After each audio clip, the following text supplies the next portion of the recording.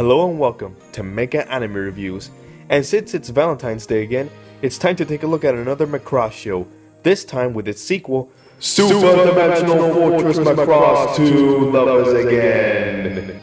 It began production in 1991 and debuted simultaneously in the United States and Japan during the second quarter of 1992 in order to commemorate the 10th anniversary of the original Macross television series.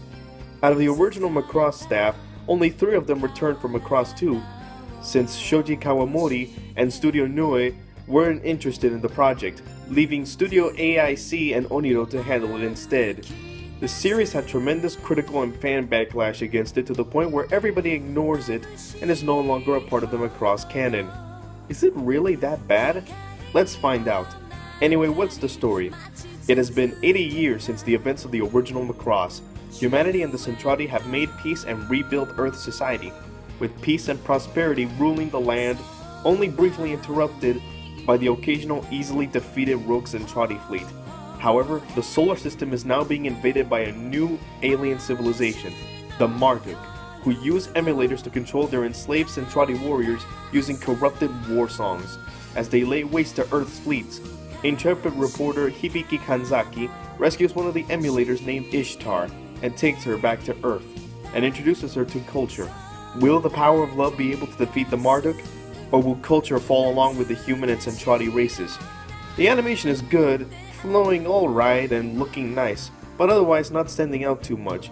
The music is downright beautiful. Aside from the background music, the songs are arguably the best part of the series. They are absolutely wonderful and fantastic, as to be expected from any Macross iteration, with my personal favorite song being Deja Vu's Stay With Me by Mika Kaneko. The voice acting is good in the Japanese version. Not too many seiyus I recognize here, except for Yumi Toma, who played Ivy Valentine in Soul Calibur 3, and Sally Poe in Gundam Wing, Toru Furuya, who played Yamcha in the original Dragon Ball, and Maneko Koda, who played Kaya in One Piece and Febronia in Xeno Saga. They all do fine performances here. The English dub is done by Manga Entertainment. I know, I was just as surprised as you are. It turned out that apparently during this time period, Harmony Gold was restructuring itself, so the Japanese distributors decided to release both Macross 2 and Macross Plus in this time span. Anyways, the dub kinda blows. Most of the performances are either really bland, goofy, or just terrible, with none of them really standing out that much. The original Macross is a map culture phenomenon throughout Japan, and it's still considered to be a massively influential anime even now. A sequel being released years later is always going to be a bit of a disappointment no matter what. Still, that wouldn't matter if the story and characters were interesting and good, right? Well, first the good stuff. The mecha battles are good, being action-packed and exciting, while the designs of the mechas themselves, created by the same designers from Gunbuster, are alright, if not quite distinctive. The show had a few interesting ideas, some of them rooted in problems I had with the original Macross, like how humanity had grown complacent as a result of believing in the superiority of their culture, to the point where when they initially lose to the Marduk, they start covering up the losses to reassure the public. The way the Marduk used emulators to control the soldiers by singing offers a dark reflection of how humanity uses pop singers in the battles, obliterating other cultures believing theirs to be superior. What ultimately brings about victory in the end is not forcing others to accept culture, but by convincing the Marduk that their own philosophies are wrong and to change for the better. There's also a theme of media manipulation and the conflict of the right to know what's going on, and I really liked Hibiki and Ishtar. I thought they were the most developed characters in the series and had some good chemistry. However, there are problems. The plot is very similar to the original Macross. Powerful warrior aliens attempting to conquer humanity in a conflict which our brash protagonist gets caught up in while having a love triangle with a singer and an officer.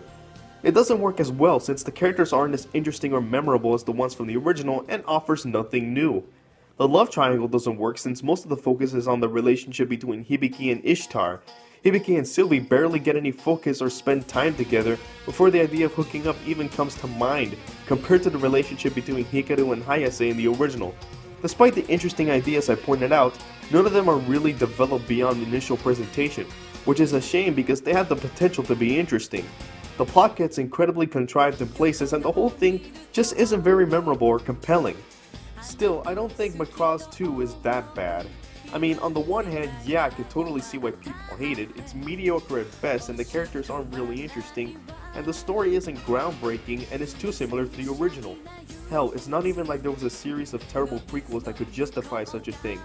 Still, it isn't horrible or anything. There were some interesting ideas, just not a very good execution. Oh well, see you next time on the next Mecha Anime Reviews.